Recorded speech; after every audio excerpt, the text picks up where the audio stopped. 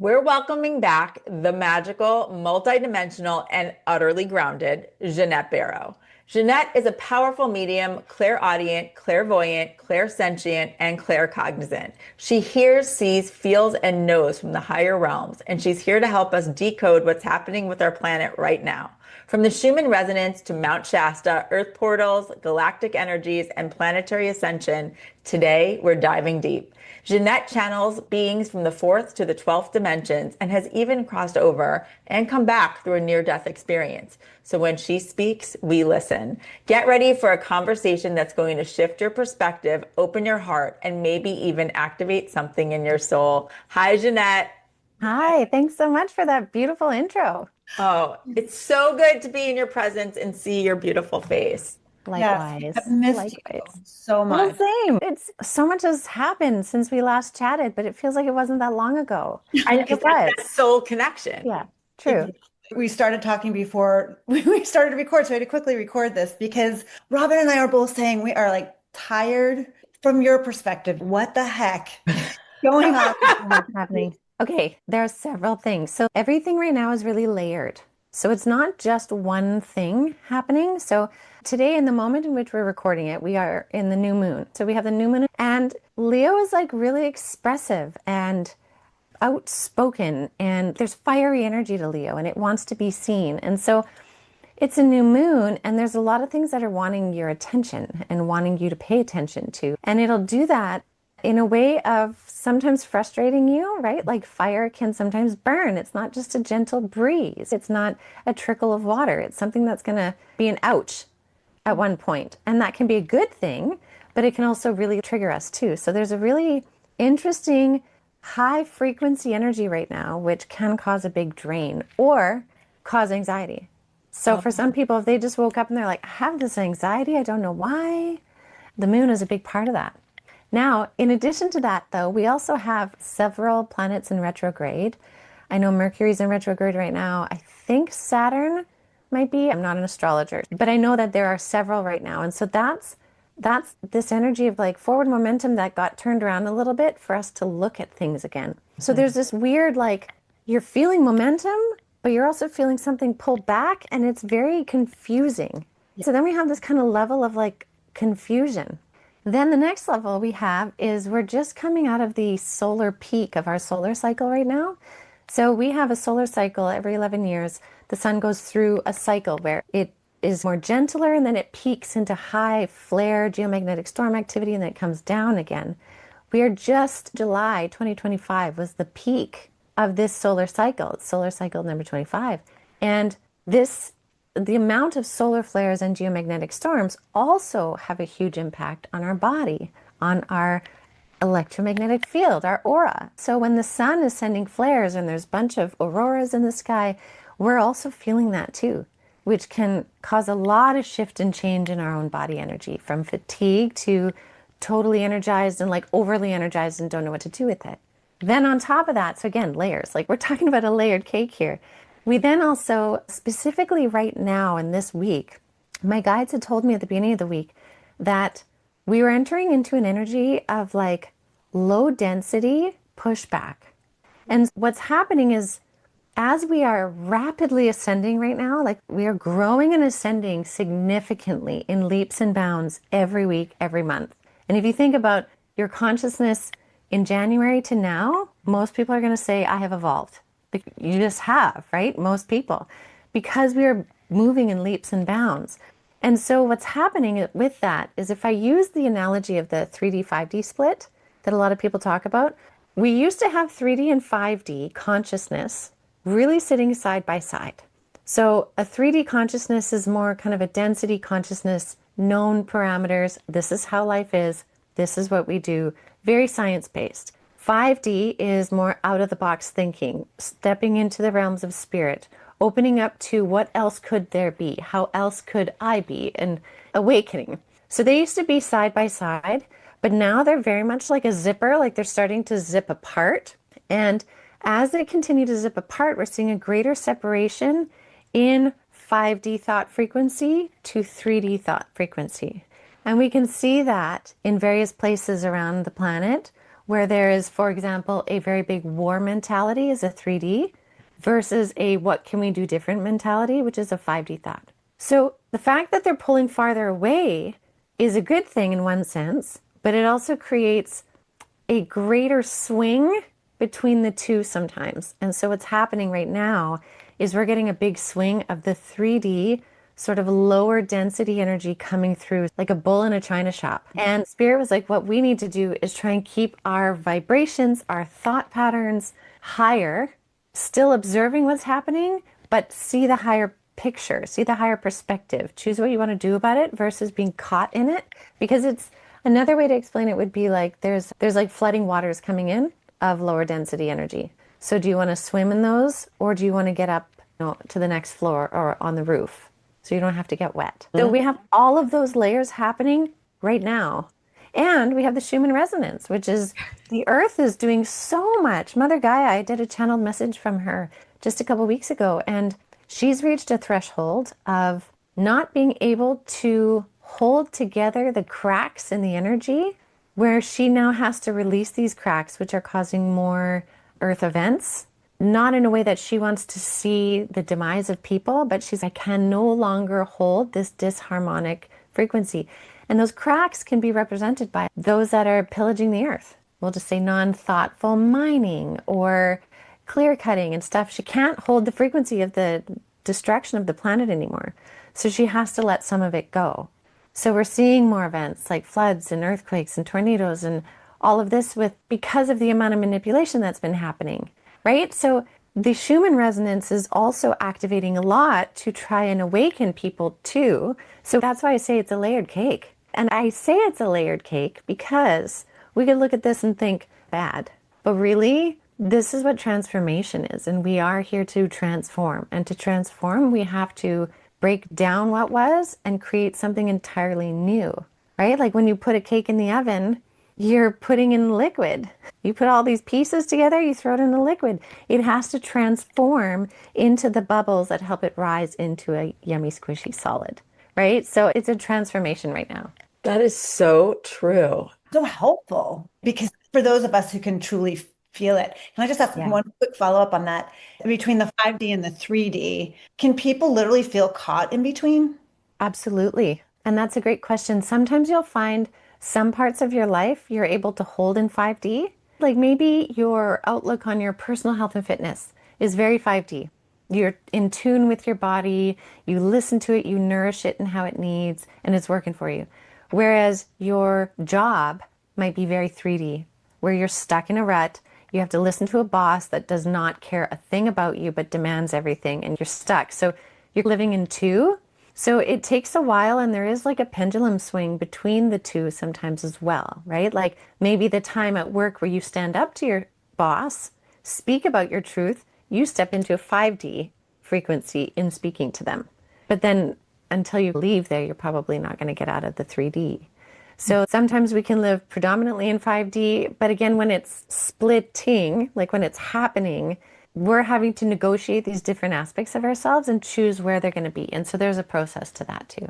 And just to remind everyone, which you've probably heard us talk about many times on this podcast, but we are made of energy. So since we're made of energy, all of this is why it impacts us so much, right? So whether it is the solar flares or it's the energy from the planet or it's the energy from Mother Earth, our energy speaking to all of those energies. I just want to remind people, we forget that within these bodies, we are made up of energy. That is a great reminder. Yes. Yeah. And just going back also to the Schumann resonance, if you search for the Schumann resonance for the day, you can find it. And you will see what Ginette is talking about in terms of this spikes of Mother Earth's energy. And it was one of the reasons we felt really compelled to reach out to Ginette, because we were like, what is going on? And we don't know how to explain it. Ginette can do a much better job than we can. But you can also see it for yourself. There is data that you can actually physically see, and then you're most likely feeling. Yeah, definitely feeling. I think so many people now are feeling it. When the Schumann is really spiking, and to explain it a little bit more, the Schumann resonance is like the heartbeat of Earth. is one good way to see it. So if it's really spiking, she's having a higher heart rate, so to speak. If it's calm, she's having a lower heart rate. Higher doesn't mean bad. It just usually means something is shifting, right? And really it's measuring the energetic activity between Earth and the ionosphere. That's how they measure it, through these spikes and stuff. But it is very responsive to the ascension of humanity on the planet right now, because humanity has a big hold on the planet. And it's also, though, been really helpful in giving us these understandings of when the Earth is pushing more frequency through for us to transform. And they often kind of correlate in this really neat musical dance between solar flares and the Schumann Resonance. So sometimes I see it as like a melody being played between the two of them, sandwiching humans in between to sometimes give them upgrades from top down or sometimes from bottom up. Oh, I love that so much. Wow, that's such a great visual. And humans are little chords in the middle influencing some of that as well. Because I'm thinking as you're talking, how the poor planet, there's so many more people on this planet now than there's ever been. Of course, it's having an impact. And I think how little we remember that the planet Earth is a life force of itself. It's just such a beautiful reminder. And I love the visual that you just gave us, Jeanette. Because all planets, like in all galaxies and star systems, have consciousness.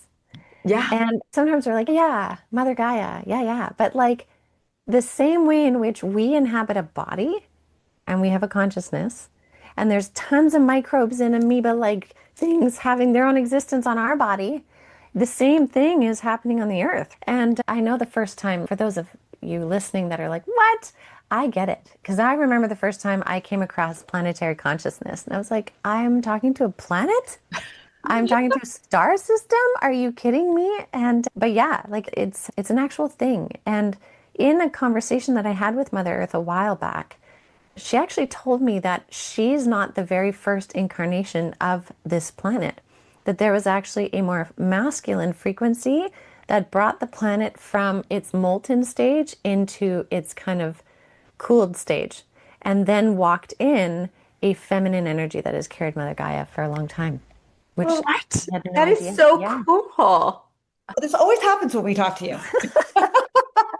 Jeanette, do you have in your conversations with Mother Gaia, is she giving you any inclination? Is the shift on 3D and 5D helping her at all maintain that calibration of the planet?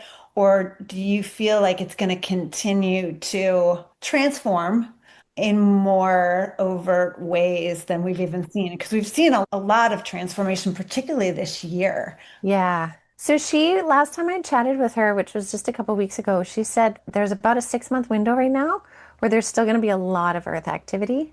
It doesn't mean the Earth activity is just going to stop after that either, because there are shifts and changes, but it's going to feel heightened the next while.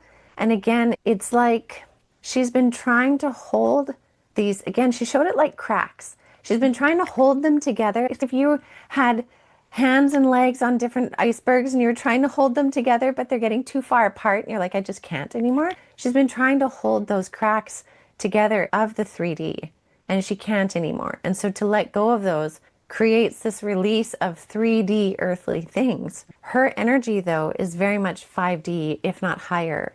And so she's been also holding the frequency of trying to anchor us into 5D consciousness. So it's this delicate balance that she's been trying to maintain. And there was a sadness in her energy when talking about having to let go of these cracks. And it was really interesting because a lot of people in a more sciencey community talk about like Mother Nature as a force to reckon with, which absolutely, but they see it as just cause and effect.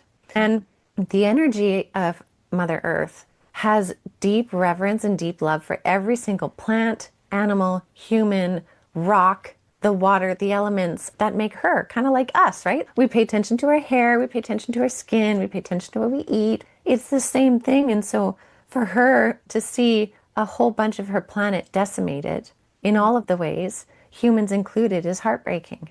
We don't feel happy when we break a bone or we get an infection. We're like, oh no. She has so much more compassion and energy that a lot of people are just completely oblivious. It's never Mother Nature's wrath, because it's never like we want to be unleashing the wrath on ourselves.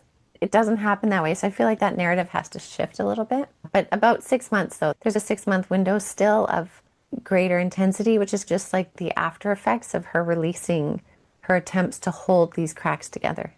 And that whole visual that you are giving us of this almost like a V of 3D and 5D moving away from each other, but in that moving away from each other, the differences that you can see and feel right now, along with all of these other energy shifts that are going on, both from above and below. It's quite a time to be a human on this planet and a soul on the planet, because we're really in the midst of the feeling. And I think if you're listening to this podcast, you're somebody who is feeling it. You're curious enough to want to understand what's going on. And having the understanding does help. That when you wake up and you're feeling a certain way, or you're triggered by something you either hear or by somebody else's actions that or know of, you can see it in this bigger perspective, at least. And to your point, choose to rise above. Yeah.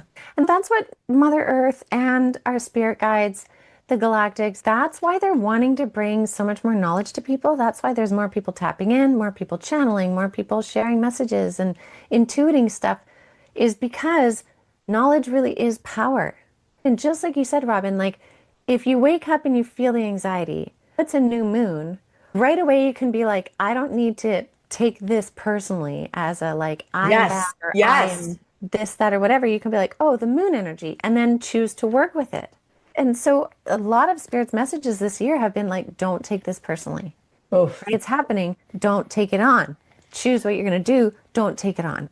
And I want to also say, for those who are listening right now, when we talk about the new moon, and this will post on July 29th, that new moon that we're talking about when we're taping on July 24th, that energy will last for the next several weeks. So you're going to feel it. And it's not just one day, is what I'm trying to get people to understand who may not be as familiar with how the energy of the moon in these kind of phases works. All right. We're just so excited to hear. Robin and I talk all the time about how we are so called to go to Mount Shasta. You just got back from there. We are fascinated by the idea that there could potentially be a portal there. Oh, yeah.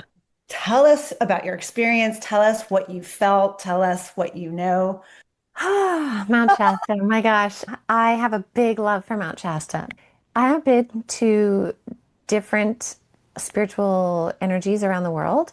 And surprisingly, Mount Shasta had the most powerful energy I have felt so far. Wow. Which I didn't expect. I expected it to have an energy, but I didn't expect for it to be so intense. Maybe that was just my own personal experience, but Mount Shasta was next level.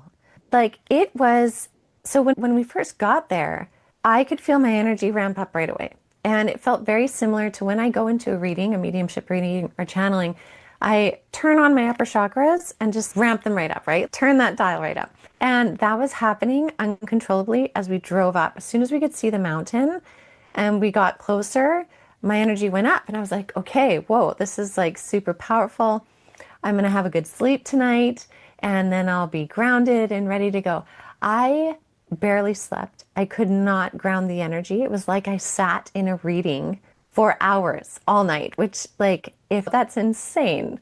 And so it took me the next morning going on this long 2-hour fast hike around a lake to ground part of it because my body reacted so much to the high vibe energy and it was amazing. And so then later that day, I sat in the sun and I was just facing the mountain, which is just glorious. Like you stare at this mountain with awe and reverence. And I love mountains. I've seen lots of mountains. I'm sure you all have too. And they're beautiful and they're wonderful. But this mountain has an energy. It's like it greets you. And so I was sitting there, I closed my eyes. And as soon as I closed my eyes, I instantly connected into these beings that called themselves Telosian beings. Now, I know there's a lot of talk about the city of Telos, which is under the mountain. Some people say it's under the mountain where Lemurian or Atlantean, they called themselves Telosian beings, are in a higher dimension. But they also told me that they are on top of the mountain, but in a much higher dimension, so we don't see them. And they were these really beautiful, tall, iridescent, luminous beings with kind of an elongated skull and really skinny necks, but like really tall, not creepy in any way, beautiful. And I was just watching them milling around, going through their day. And they welcomed me into the light energy there. There's so much like light energy and rainbow color energy as well, is how I could explain it. And basically, it was having opportunities to connect in with them several different ways. And for me specifically, which I didn't realize, was through water. And so I've always been like a water baby, love the water, put me in a lake that's not freezing cold, and I'm happy. And anyways, they had given me a message that I would connect into something through the water. And we went swimming that day, and I actually even did a video from this lake. We went swimming, and I get in the water, and I'm waiting to connect, and nothing really happens. And so we swim out to this log in the middle of the lake, and we have this beautiful experience of watching dragonfly larvae swim up to the log, come out, crack out of their shell, expand their wings, and completely rebirth, which was amazing. Oh my goodness. Amazing. That's cool. Yes. And we had like nature come alive there. We had butterflies sitting with us in our lunch. We had a bee that came and sat beside the butterfly on a rock right beside us. And then a duck came up and sat right beside us. We had 3 beautiful little beings to sit with us. So nature was alive. And I'm like, the water is going to talk to me. And I got nothing. I got nothing in the water. And I was like, what? I don't understand this, because they said I would really connect through water. So whatever, no big deal. Later that night, I'm in the shower, and where we were staying was on this, it was like near the mountain. You could see the mountain, but this was kind of like on its own little mountain. It was beautiful. And I turn on the shower. And if you know me, if you know my story, baths and showers are where I get a ton of information. I turn on the shower, and suddenly I hear this tone. And when you're in the shower, sometimes it can just make a tone, right? It can be right? Yeah. It wasn't that. I hear this tone. I'm like, okay, maybe it's the shower. Then I hear another harmonic tone on top of it. So now I've got 2 notes playing, but in harmony. And I'm like, that's interesting. Then I start to hear a third one, and I start to hear other ones start to play a melody while in the water. And I'm not in a meditative state. Nobody else is awake anymore. And I'm like, oh my God, I hear the water.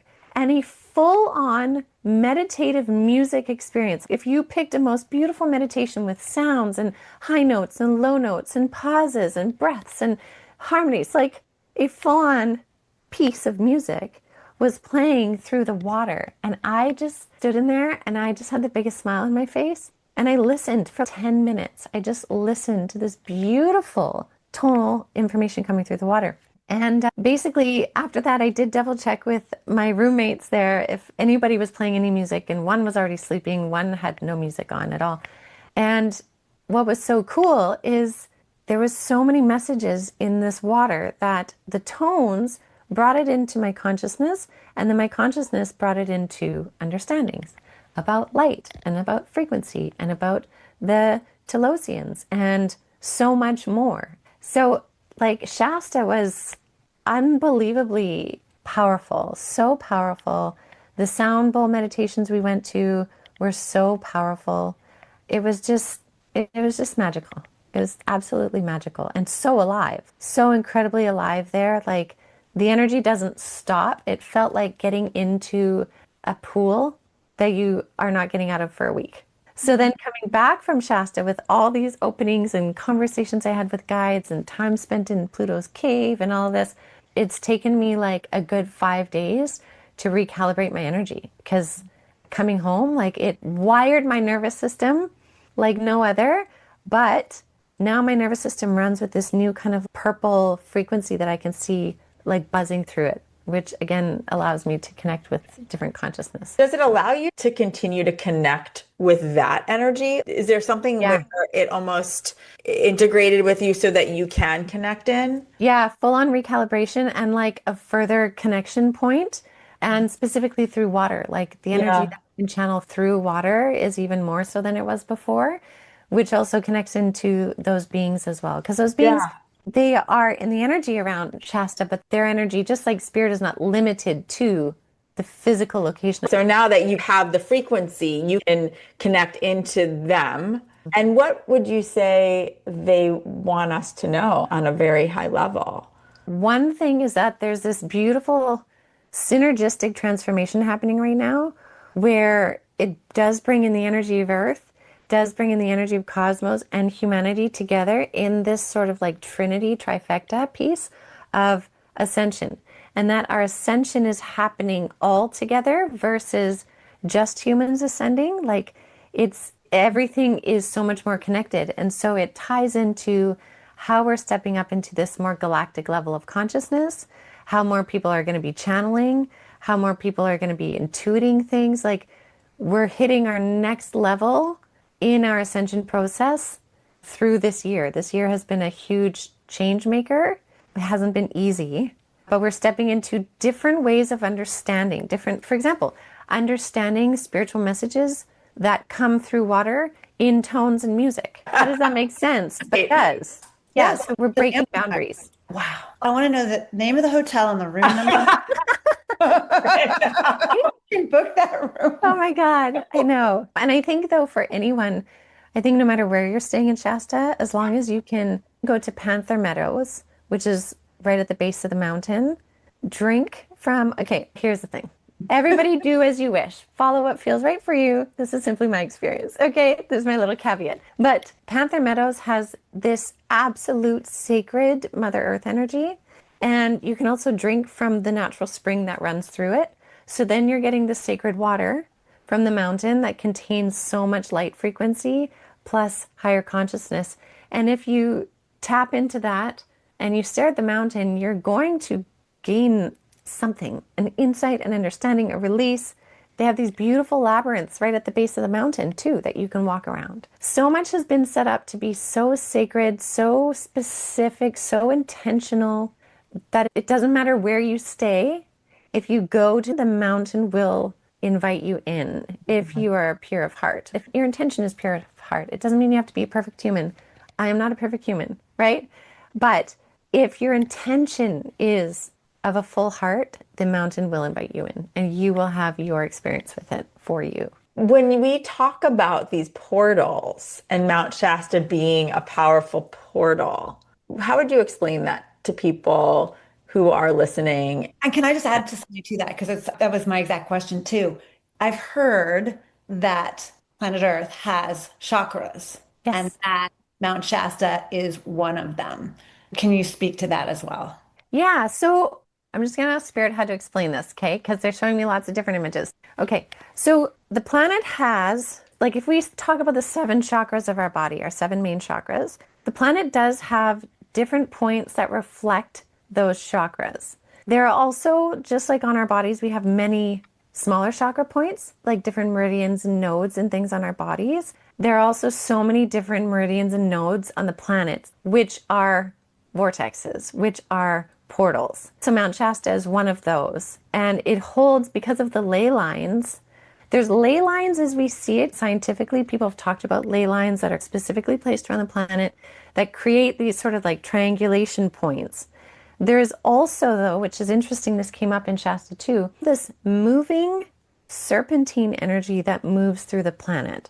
Now, when people think serpent, they think snake, they think bad. But that's actually not the case. The serpentine energy is like free-flowing, undulating, kind of feminine energy that is not rigid in structure. So we have ley lines, but then we also have the serpentine energy. And the serpentine energy moves across every continent, and it does move through Shasta, is what they showed me as well. So you do also have this powerful grid line, which we could maybe say is more of a masculine, as well as the serpentine, which is a feminine. So there's a big balance in Shasta. Like some sacred sites have a strong masculine energy. Some have a strong feminine energy.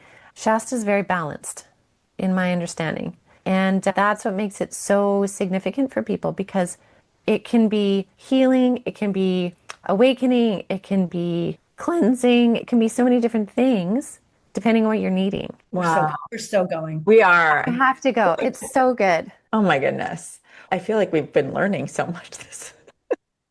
Really, that helps for me. It gives me a better understanding of the why right now, of what I personally am feeling and what I see around me. And when you look around and you're talking to others and you're hearing about other people's stories or what is going on in the world, having this understanding of what our literal planet is going through and the energy surrounding it can really help you on a day-to-day basis, I think. Yeah, I think it can too. And I think that's something that if we really actually take that statement into account, like I think a lot of people are like, yeah, yes, but it's no, knowledge is power. Knowledge gives you choices of what you want to do with pieces. And we need to see knowledge as the many different ways we can gain that knowledge too. It's not always just knowledge we are told. It's also knowledge of what we experience. It's knowledge of what we intuit. It's knowledge of what, like, Spirit's bringing through so much stuff for people right now too. So I think we have to bring in all of the aspects of knowledge plus our own known wisdom in how we discern that. That's very important. It's true. Would you say that there are any practices or rituals that people can use right now to ground themselves or to better connect in both with the energy and their bodies that you can suggest? Yeah. So that's a fair point. My guides are like, go with the times. The times are this awakening into light and sound. So if we use just sound right now, one way that is very simple for people to ground, if some people struggle to meditate or like grounding into the earth, like they just can't feel it or see it, music. What is your grounding music? And it doesn't even matter what kind it is, right? It could be really good bass drum type music. Others, it might be classical music, whatever, like use music to amplify your energy, your chosen energy. So are you wanting to amp up? Use music to do it because the tones and frequencies will do that. If you want to ground, use whatever music is grounding for you. Like for me, a really grounding music is actually drumming. Like drumming is very grounding for me. It's that like heavy bass note beat that helps pull me down versus meditative music that's ground your energy. I'm gone. I'm way up here. So it's determining what it is for you, but sound. They're saying sound is like such a potent frequency for our times now. And you can also look up different frequencies. If you wanted to try outside of other music, you can look up what is the frequency of earth? What is the frequency of sleep? You can find those, which may be another alternative too. What's actually also really potent is humming. So we can listen to sound audibly outside of us, but when we actually use sound coming from within us, it is the most grounding for the body because we're creating it from the inside out. And so sometimes if you're feeling really up here, like really stressy, anxiety, like start humming, and not for the sake of musicality, but just for the sake of what feels right. What are you called to right now? And you might be surprised it's just a really low single note, or it might be like 3 different notes that you just sing in repetition. But bringing the sound from within first is probably the most powerful versus anything external. That's good. I feel like I needed that reminder. I think I'm going to try humming in the shower now. Yeah, Oh my gosh. right. Yes, absolutely. Interesting you brought that up too, because we haven't had a conversation about this, but we will in the future about light language. And it's interesting when you think about humming and it being grounding, but there's probably codes or something in whatever feels natural to you at that moment, because light language has codes in that melody and it may not make sense to you in the 3D, but there's a part of you that it will most likely connect in. Yeah. Even think of like women birthing. Most women birthing will make noises. And we just think, oh, they're making noises because they're uncomfortable. But they're actually also innately tuning into a frequency that is either releasing the pain point or That's right. expressing it or calming the nervous system. Women in labor make often low, moany type sounds. And it's so primal, but it's soothing to the nervous system. It's soothing to the body. It's coming from within. That's so Right? true. We already do this. We do. And most of the time, I know in most of the yoga classes that I've taken, at the end, you om. Yeah. And there's frequency in that om that grounds you into whatever practice you just did and leaves you in a more peaceful state when you're leaving. Yeah, absolutely. Jeanette, thank you so much. This will help us navigate, but it's also help clarify Yes. so much of what we've been experiencing because we've been saying time feels weird. We feel tired, just all of the things that are not quote unquote normal. And yet we as the collective group are saying, yeah, me too. Yeah, me too. And Yes. it just really Yeah. helps. And thank you, Robin, for the reminder that we're all energy, because I know we forget that and that how impactful all that energy that's going on around us really can be. So Yeah. Jeanette, thank you. You have so much knowledge within and all around you. And so we're grateful that you are willing to share it with us and everybody listening or watching. And you can get more from Jeanette on her YouTube channel and also following her on social. Jeanette has so much content. She's pretty much updating things on a daily basis. Monday to Friday, I do. Yeah. And so there's so much to learn and better understand about yourself and what's going on by tuning in to Jeanette's channel. It's just Ginette Biro Medium on any of those. And then the website is Avalon Spirit. So Perfect. So go follow and tune in to Jeanette. And we can't wait to collaborate again, talk again soon so that we can get our download of what's going on. Thank you so much. thanks for having me. It's been so great.